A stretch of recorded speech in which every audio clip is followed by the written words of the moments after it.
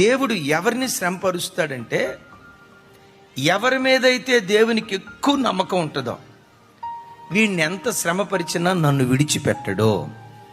ఎన్ని ఇబ్బందులు ఈ వ్యక్తి జీవితంలో నేను అనుమతించినా ఆ శ్రమలను అనుభవిస్తూ నన్ను స్తుతిస్తానే ఉంటాడు. కానీ ఆ శ్రమలను అనుభవిస్తూ నన్ను ఆరాధించే ఆరాధికుడిగా బ్రతుకుతాడే కానీ, దేవా నాకెందుకు ఇలా చేశావు, నా జీవితంలో ఈ రోగాన్ని ఎందుకు అనుమతించావు, నా జీవితంలో ఈ అపజయాన్ని ఎందుకు అనుమతించావని ఇతడు నన్ను ప్రశ్నించడో, నా మీద తిరుగుబాటు చేయడో, నన్ను విడిచిపెట్టి దూరంగా వెళ్ళిపోడో, కలిగిన శ్రమను బట్టి నన్ను నిందించడం కానీ దూషించడం కానీ వీడు చేయడో.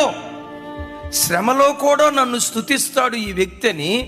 ఎవరి మీద దేవునికి విశ్వాసం ఉంటుందో వారి బ్రతుకులోనే దేవుడు శ్రమలు అనుమతిస్తాడు.